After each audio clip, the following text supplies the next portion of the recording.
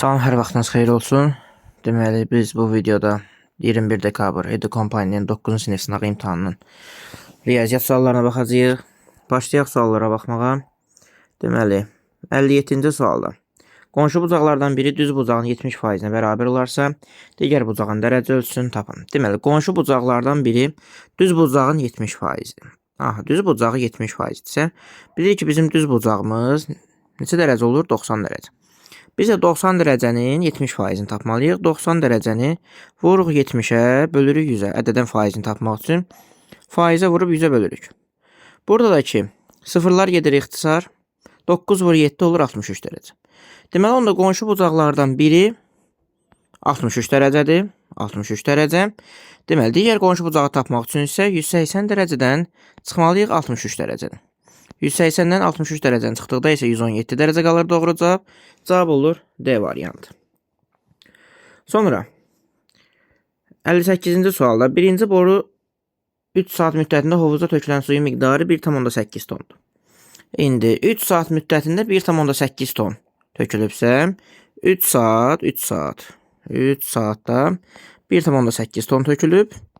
Deməli 1 saatı tapmaq üçün mən 1,8-i böləcəm 3-ə və yaxud tənasüb quracam.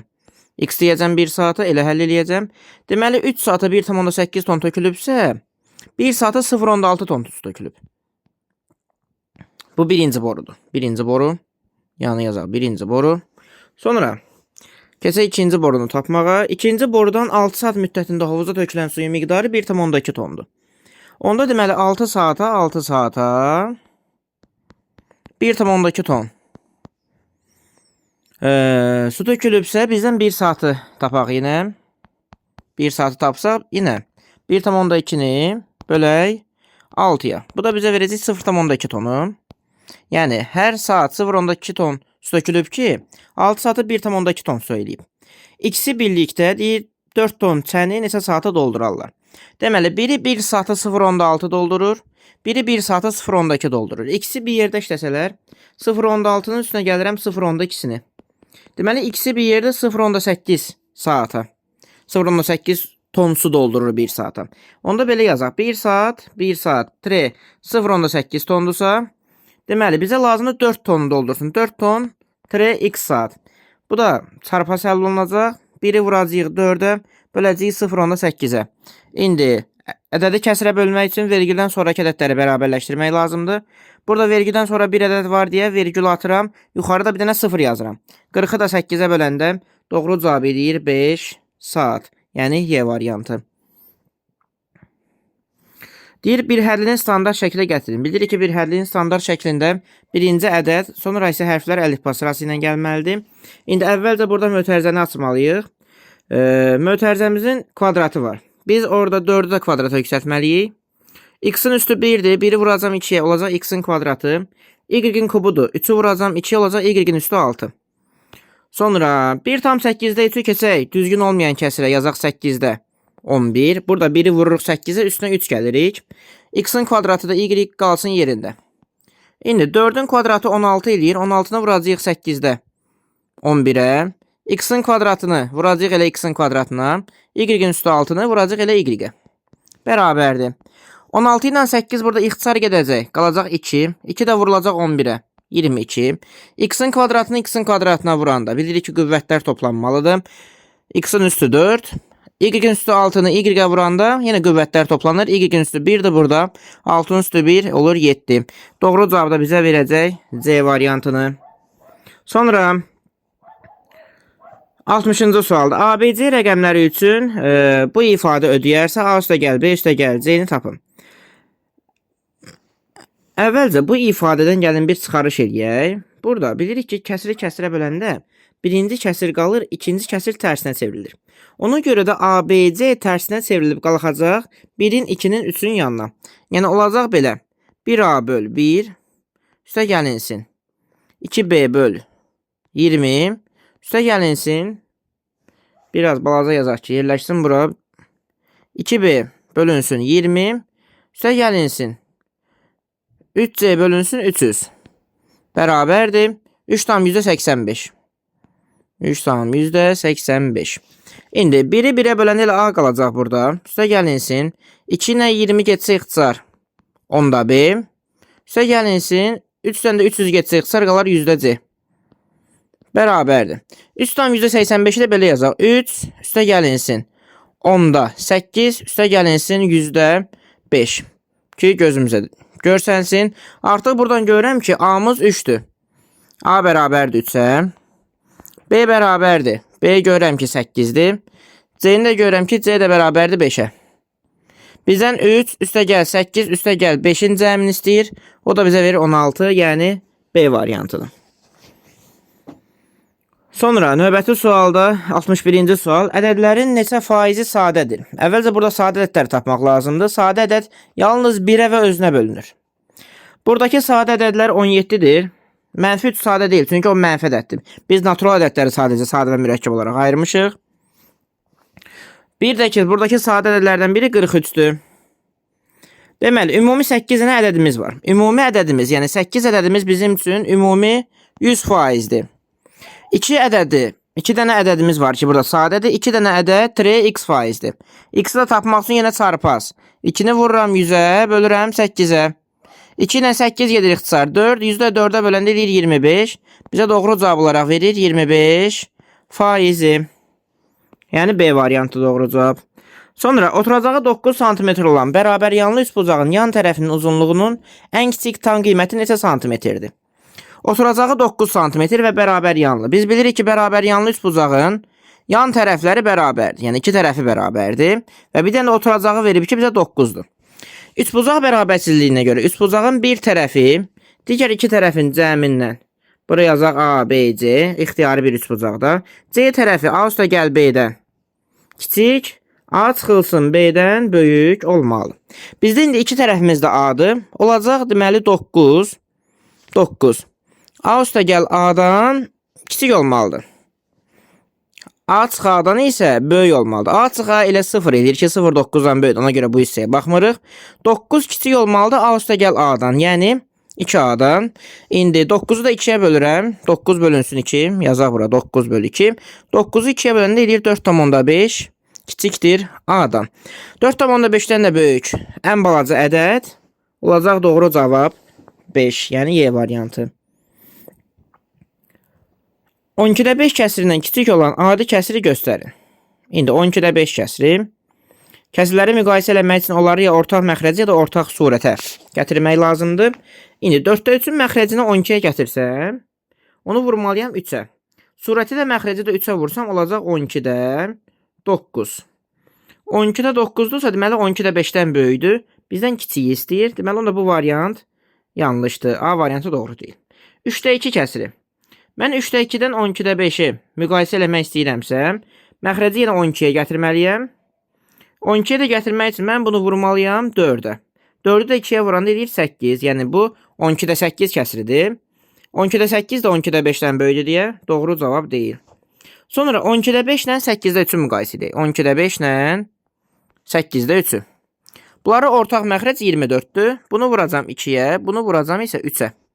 Olacaq 24-də 10 və 24-də 9.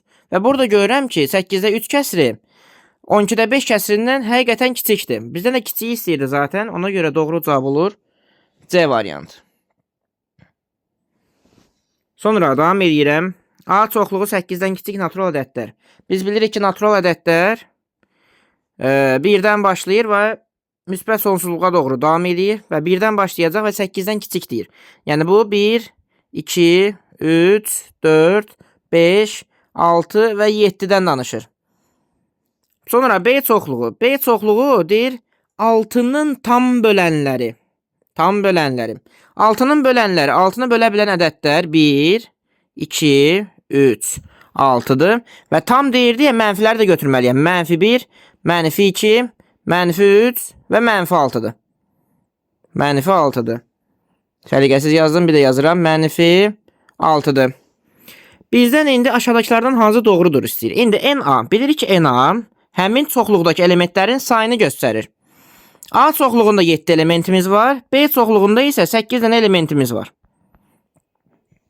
İndi bizə deyir ki, A variantı NA böyüdü MB-dən. Xeyr. Görürük ki, NA-da 7, MB-də isə 8 element var. A variantı yanlışdır. MB-də deyir 5 element var. Bu yanlışdır. Biz tapmışıq 8 element var. Bizdən doğru variantı istəyir. A ilə B-nin kəsişməsi 4-dür. A ilə B-nin kəsişməsi. Biz bilirik ki, kəsişmə hər ikisində olan ortaq elementlərdir. Baxaq indi hər ikisində olan ortaq elementlər. Başqa bir karandaş götürək. 1 var hər ikisində olan. 2 var. Sonra 3 var. Bir də 6 var. Hər ikisində olanlar. Deməli, A kəsişmə B 4 dənə elementdir. Elə doğru cavabı da bizə verir C variantını. Çünki bizdən doğrunu istəyirdi. A bərabərdir 5, B bərabərdir 2 olarsa ifadəsinin qiymətini hesablayın. Aparaq qoyaq yerinə görək nə baş verir. A çıxılsın 1. A 5 dediyi olacaq 5 çıxılsın 1. 5 çıxılsın 1 üstə gəlinsin. A vurulsun B. Yəni 5 vurulsun 2. Üstə çıxılsın 1. A vurulsun 2B. A çıxılsın 2B'dir. 5 çıxılsın 2 vurulsun 2. Əla. Bərabərdir. 5-dən 1 çıxanda qalır kökün altında 4. Üstə gəlinsin.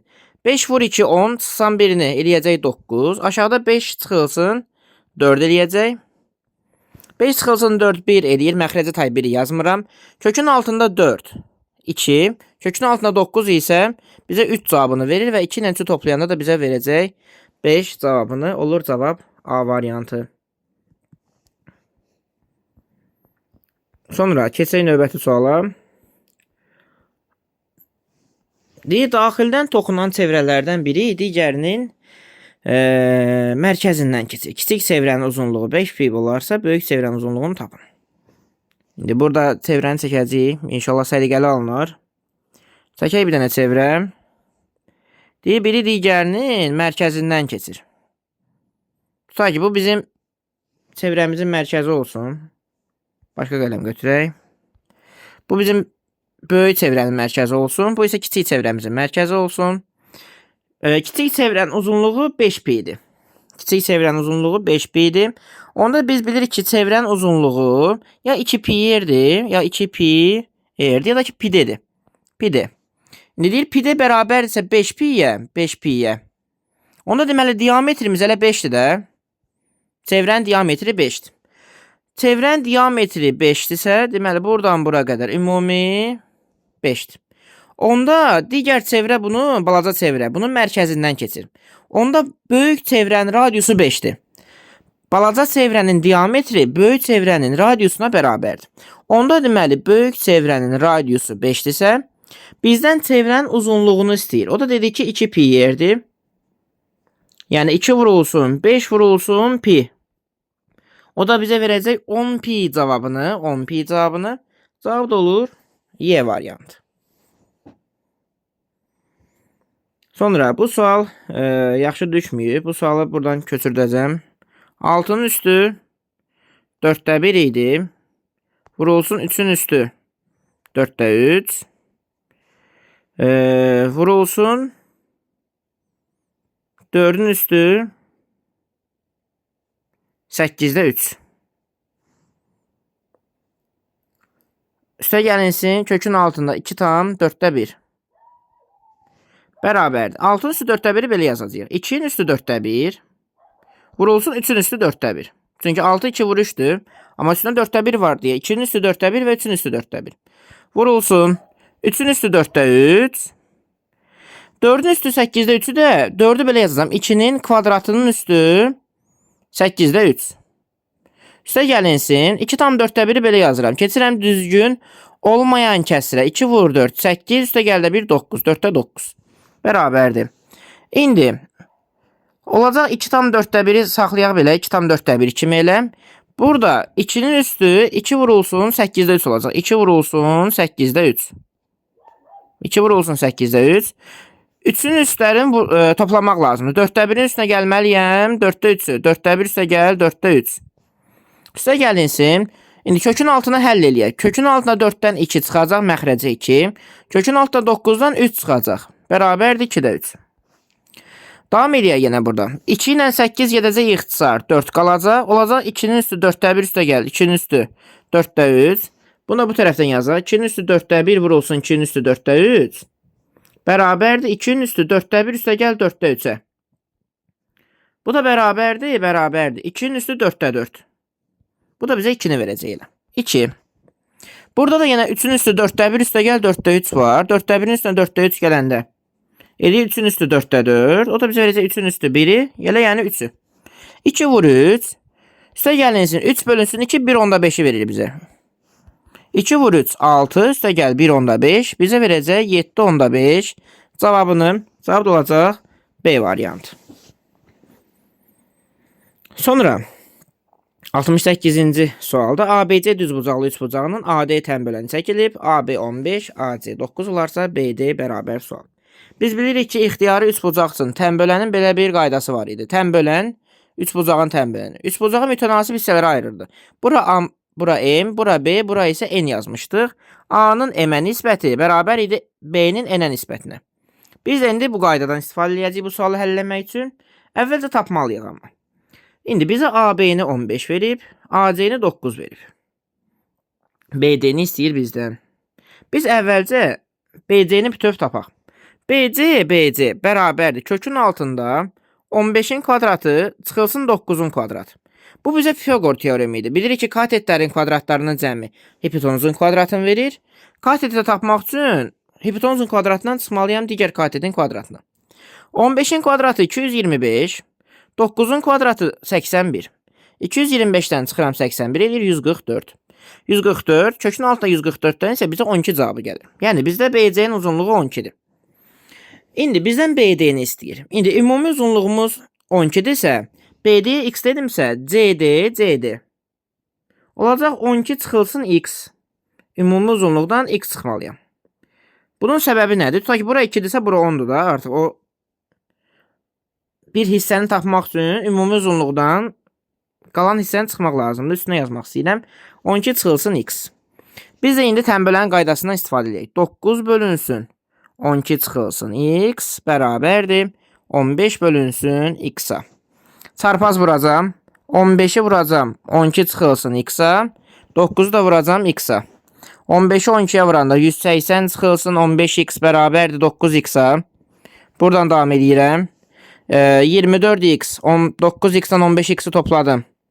180-ə. X-i də tapmaq üçün 180-i bölürəm 24-ə. 180-i də 24-ə böləndə edəcək 7,5. Bizdə də x-i istəyirdi, BD-ni istəyirdi yəni. Cavab olacaq elə doğru cavab 7,5. 69 nömrəli suala baxaq. 60 dərəcəlik qövsün uzunluğu 4 pi olarsa çevrənin radiusunu tapın. İndi çevrənin uzunluğu 60 dərəcəlik qövsün uzunluğu 4 pi idisə 360 dərəcəlik qövsün uzunluğu x-dir. X də bərabərdir. Belə tapaq.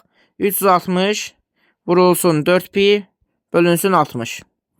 360-dan 60 geçsə ixtisar qalacaq. 6'ın 4 pi'yə vursam eləyəcək 24 pi.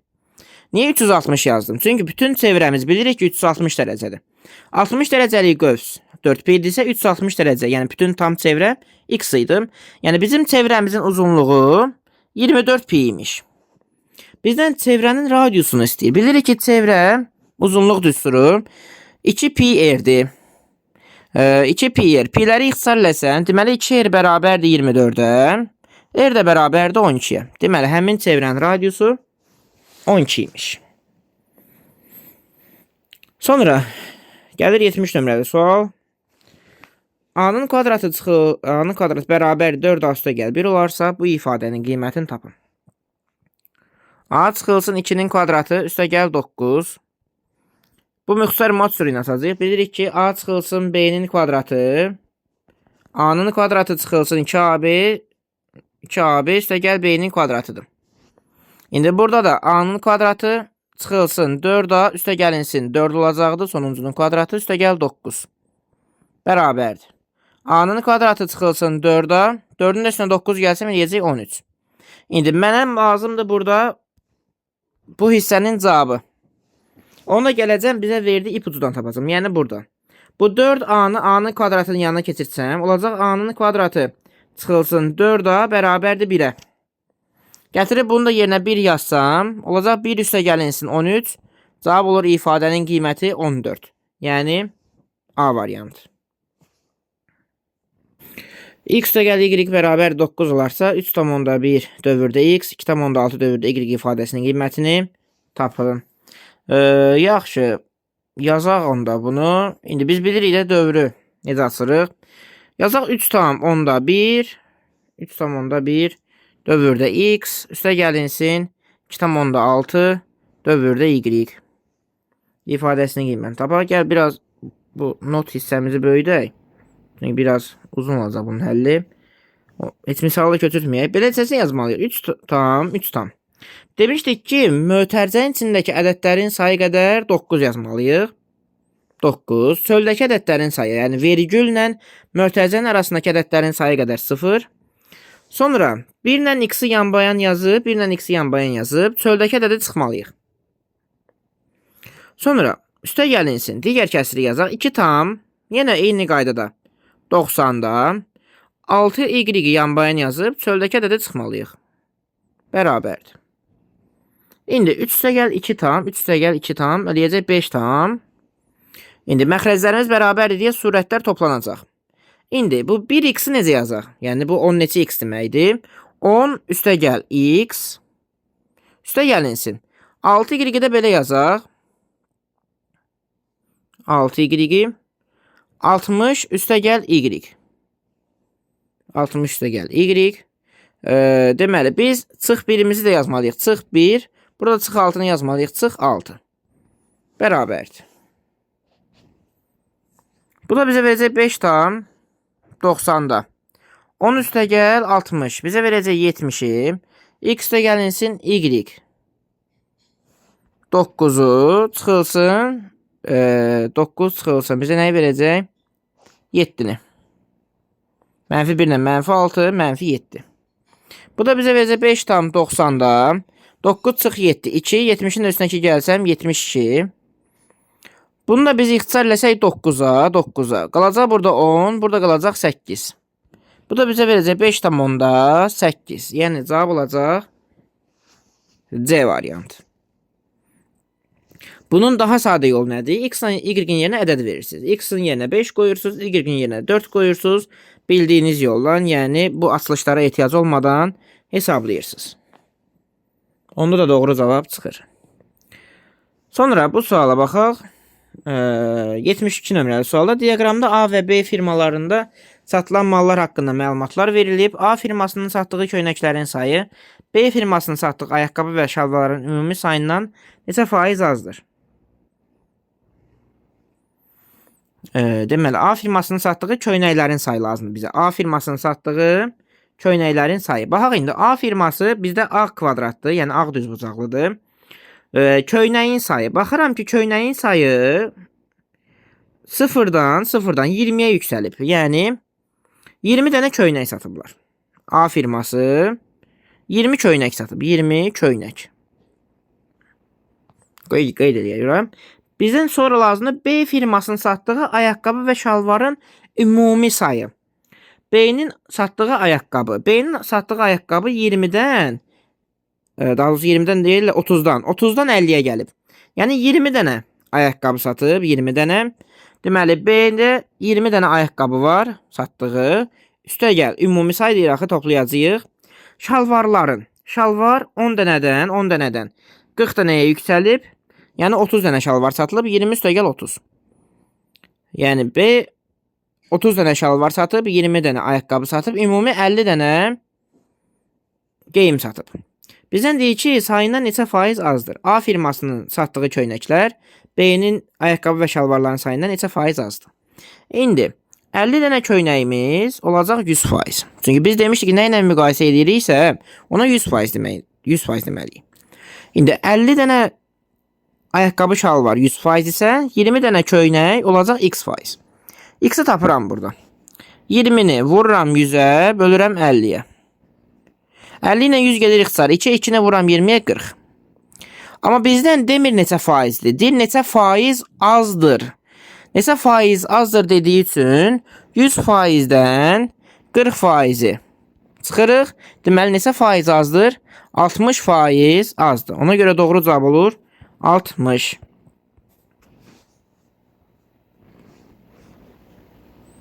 Sonra bu 72 nömrəli sual idi. 73-ə baxırıq. 3-ün üstü 2-nin üstə gəl 1. Yazaq buradan. 3-ün üstü 2-nin üstə gəl 1. Vur. 4-ü necə göstərə bilər? 2-nin kvadratı kimi. Biz də yazaq 2-nin kvadratının üstü 3n üstə gəl 2. 3n üstə gəl 2. Sonra 9 üstü n çıx 1. 9 bilirik ki 3-ün kvadratıdır. Yazaq 3-ün kvadratının üstü n çıx 1. 8 2-nin kubudur. 2-nin kubunun üstü 2n üstə gəl 1. Bərabərdir. İndi 3-ün üstü 2-nin üstə gəl 1 qalsın. Digərlərini sadələşdirək. İndi bilirik ki qüvvətinin qüvvəti olanda qüvvətlər bir-birinə vurulur. 2'nin üstü 2'ni vuracağım indi burada 3n üstə gəl 2 olacaq 6n üstə gəlinsin 4. Aşağıda da yine eyni qaydada 3'ün üstü 2 vurulacaq n çıx 1'ə olacaq 2n çıxılsın 2 vurulsun 2'nin üstü 6n üstə gəlinsin 3 bərabərdir. Biz bilirik ki böləndə qüvvətlər çıxılmalıdır. Ona görə 3'ün üstü 2n üstə gəl 1'dən çıxıram 2n çıxılsın 2'ni. Vurulsun 2'nin üstü 6n üstə gəl 4'dən çıxacam 6n üstə gəlinsin 3'ü. Bərabərdir. Bərabər yazıb buradan davam edirəm. İndi 3'ün üstü olacaq. Demişdik ki mötərizənin qabağındakı mənfi işarələri dəyişir. Üstə gəl 1 çıx 2n üstə gəlinsin 2. Vurulsun 2'nin üstünü aşağıdan yazaq. 6n üstə gəlinsin 4 çıxılsın 6n çıxılsın 3 bərabərdir. Burada da 2n'lər gedir. Qalır üstə gəl 1 üstə gəl 2. 3'ün üstü 3 vurulsun. Burada da 6n'lər gedir. 4'dən də 3 çıxanda qalır 1 dənə. 2. 3'ün üstü 3 27 vurulsun 2. Bizə verəcək doğru cavab olan 54'dür. Cavab olur 54. 74-cü sualla davam edək. Deməli, mənfi 2,8 və 7 üstə gəl kökdə 10 ədədlərinin tam hissələrinin cəmini tapın. Əla. İndi mənfi 2,8 ədədi. Yazaq mənfi 2,8. Tam hissə ədədin özündən kiçik, ən böyük tam ədədə deyilir. Mənfi 2,8 bilirik ki, mənfi 4 və mənfi 3'ün arasında yerləşir. Ona görə tam hissəsi mənfi 4. İndi 7 üstə gəl kökdə 10'u araşdıraq. 7 üstə gəl kökdə 10. Kökdə 10'u bilirik ki, kökdə 10'u tapmaq üçün onu biz kökün altına 9 və kökün altında 16 ilə müqayisə eləməliyik. Çünki kökün altında 9'dan 3, 16'dan isə 4 çıxır. Və bu kökdə 10'un da tam hissəsi 3 eləyir. Həmin o 3'ü gəlirik 7'nin üstünə. Eləyir 7 üstə gəlinsin 3 bərabərdir 10. Deməli bizim digər tam hissəmiz 10'dur. Bizim tam hissələrinin cəmini istəyir. Mənfi 4 üstə gəlinsin 10. Bizə verəcək 6 cavabını. Cavab olur 6. Sonra 75 nömrəli suala baxaq. Deməli m böl n 4'də 1 böl 5'də 1. Buradan artıq biz bilirik ki n bərabərdir 4'də 1 k'dır. N isə bərabərdir 5'də 1 k'dır. M üstə gəl n. M çıxılsın n ifadəsinin qiymətini tapın. İndi m üstə gəlin m çıxılsın n. Gətirək yazaq yerinə. M üstə gəl n. Yəni 4'də 1 k. Üstə gəlinsin 5'də 1 k. Aşağıda da olacaq 4'də 1 k. Çıxılsın 5'də 1 k. İndi orta məxrəc 4 ilə 5'ə 20'dir. 20. Bunu vuracam 5'ə. Bunu vuracam isə 4'ə. Olacaq 5k üstə gəl 4k. Kəsin aşağı hissəsində isə olacaq yenə 20. Amma bu sefer 5k çıxılsın 4k. Bərabərdir. Hər ikisinin məxrəcində 20 var. İxtisar gedir. Yuxarıda qalır 5k üstə gəl 9k. 5k üstə gəl 4k eləyir 9k. 5k'dan 4k çıxanda isə k eləyir. K'lar da ixtisar gedəndə cavab qalır 9. Yəni misalın doğru cavabı 9'dur. Sonra deyir x və y qarşılıqlı sadələrdirsə əkop x, y 78'dir. X çıxılsın 18 böl y ifadəsi ona bərabər olarsa x üstə gəlinsin y bərabərdir sual. Deyir indi x ilə y qarşılıqlı sadələrdir. Qarşılıqlı sadələrin əkobu onların hasilidir. Yəni bizə demək istəyir ki x'in y hasili 78'dir. Çünki qarşılıqlı sadələrin əkobu bir daha deyirəm hasili, əbobları isə 1 idi. Oldu bu 78. İndi bizdən bu ifadəni verib ki, cavab 10'dur. X çıxılsın 18 bölünsün y bərabərdir 10'a. Biz bilirik ki, kəsirləri çıxmaq üçün ortaq məxrəci gətirmək lazımdır. Bunun da məxrəci yoxdur deyə qonşunun məxrəcindən istifadə edir, yəni y-də. Ona görə vururam onu y-ə, olur x, y çıxılsın 18 bərabərdir 10. Gətirdik ortaq məxrəcə. İndi biz bilirik ki, x, y 78-dir axı. 78 çıxılsın 18 bölünsün y bərabərdir 10'a. Y çarpaz vuram 10'a. Olur 10y bərabərdir 78 çıx 18.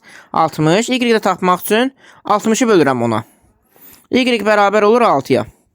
Y 6'dırsa aparıb yazıram yerinə.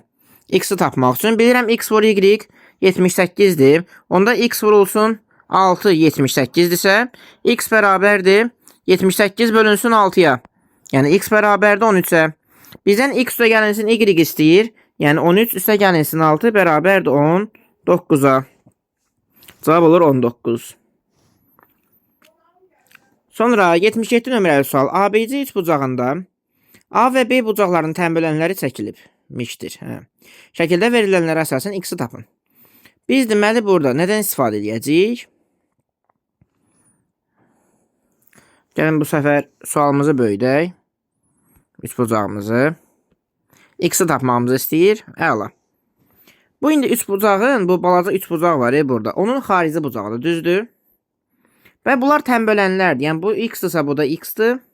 Bizə x-i veribsə A-dan B-dən istifadə edək.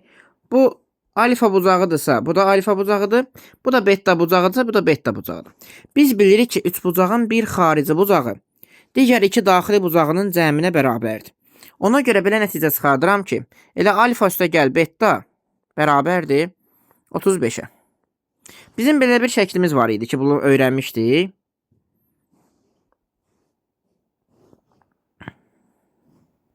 Buranı birləşdirək. Buradakı alfa, beta, gamma, burada isə x demişdik. X-i tapmaq üçün alfanı, betanı, gammanı cəmləyirik, düzdür? Baxın, indi bu şəklin qaydasından istifadə edirəm. Amma bu şəkli indi buradan silirəm ki, əsas misalla qarışmasın. İndi 35'in qonşusunu tapsaq, 35'in qonşusu neçədir? 35'in qonşusu 145. Onu 180'dan çıxıram. 145. Alfa üstə gəl beta 35'dir. İndi biz bilirik ki, x-in üstünə alfa üstə gəl beta gələndə bizə verilməlidir həmin o 145'i. Alfa üstə gəl betanın yerinə 35'i yazsam, x üstə gəlinsin 35 bərabərdir 145'ə, x də bərabərdir 110'a.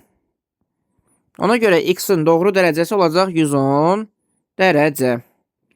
Və yaxud necə tapacaqdıq? Alfa üstə gəl beta 35'dirsə, 2 alfa üstə gəl 2 beta 35 vurulsun 2. Yəni buradan çıxardıram o nəticəni. Alfa üstə gəl beta 35'dirsə, hamısını vururam 2'yə. 35 vur 2 olur 70. Üç bucağın daxili bucaqları 180'dirsə, bu ikisinin cəmi 70'dirsə, 70'dirsə, onda bura yenə qalacaq 110. Sonra davam edək. Neçə nömrəli sualdayıq? 78. İki tərəfin uzunluğu A və B olan üç bucağın üçüncü tərəfini ala biləcəyi qiymətlərin cəmini tapın. Əla.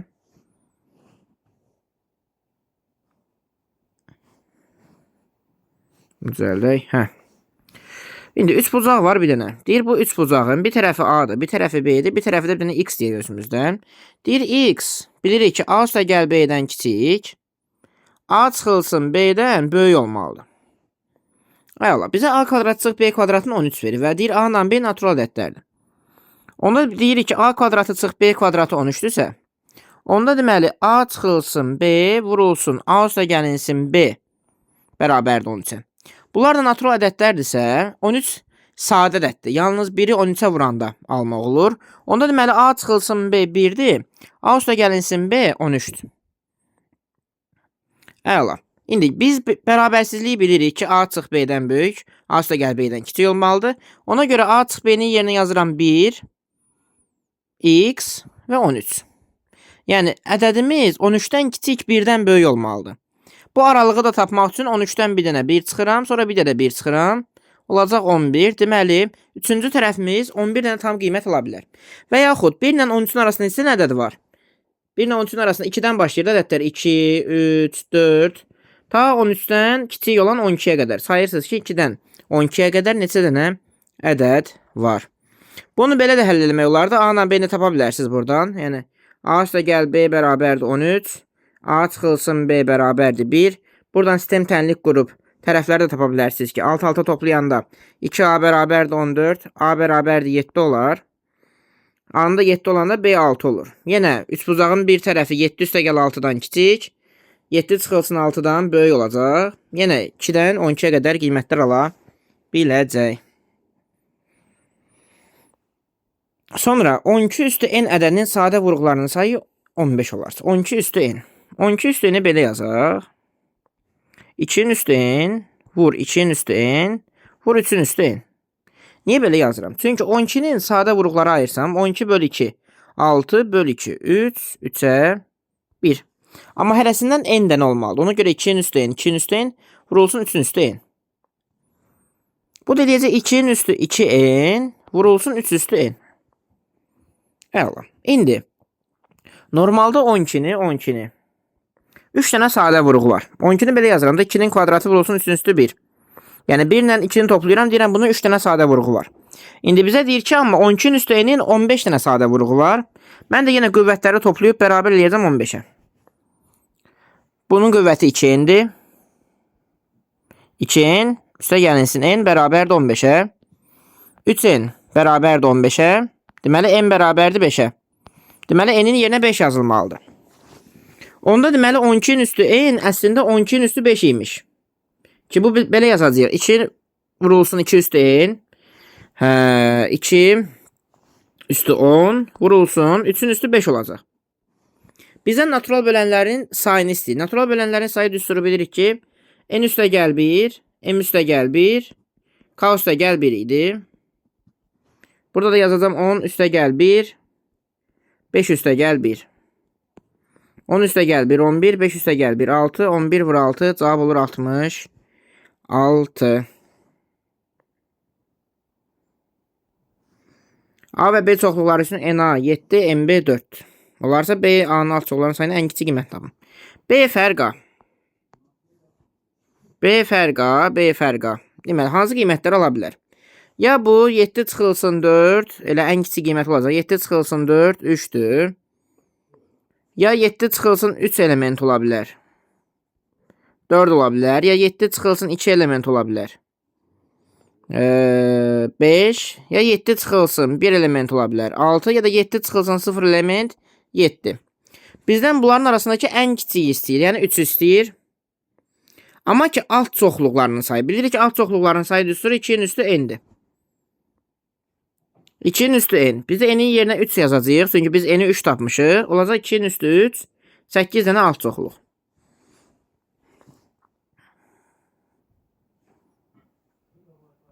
Sonra qonşu bucaqların birinin tənbölənləri digərinin bucağının tərəfli əmələ gətirdiyi kiçik bucaq. Əla. Bir dənə bucaq çəkək. İndi bu tənbölənləri başqa karandaşdan çəkək. Deyir, qonşu bucaqlardan birinin tənböləni digərinin tərəfi ilə əmələ gətirdiyi kiçik bucaq x üstə gəl 10-dur. Bu tənböləndir. Bu tənböləndir. T yazım ona. Gətirdiyi digər bucağın tərəfi ilə gətirdiyi kiçik bucaq x üstə gəlinsin 10-dur bu bucaq. Tənböləndirsə, onda deməli burada x üstə gəl 10-dur da. Həmin o bucağın tərəfi ilə əmələ gətirib. Başqa bir karandaş götürək. Böyük bucaq ilə isə 2x üstə gəl 50 olarsa, böyük bucaq. Yəni bu tərəfin, digər bucağın böyük tərəfi ilə əmələ gətirdiyi bucaq 2x üstə gəl 50-dir. X-i tapın deyir. Deməli, bir dənə bizə deyir ki, 2 dənə qonşu bucaq var. Birinin içindən tənbölən keçib. Tənbələnin. Digər bucağın tərəfi, buna O deyək. OA tərəfi ilə əmələ gətirdiyi kiçik bucaq olacaq, yəni x üstə gəl 10. OB tərəfi ilə əmələ gətirdiyi bucağı isə böyük bucaq olacaq, 2x üstə gəl 50. Onda da görürəm ki, x üstə gəl 10-dan 2x üstə gəl 50 bir-birini tam 180 dərəcəyə tamamlayır. Yəni, baxın, bu hissə ilə. Bu bütöv hissə olacaq 180 dərəcə. Ona görə yazıram, x üstə gəlinsin 10 dərəcə. Üstə gəl 2x üstə gəlinsin 50 dərəcə. Bərabərdir 180 dərəcəyə. Ona görə 3x üstəgəl 60 dərəcə bərabərdir 180-ə. 3x bərabərdir 120-yə. 180-dən 60 çıxdım. X da bərabərdir 120 bölünsün 3. O da bizə verəcək 40 cavabı. Cavabımız olacaq 40.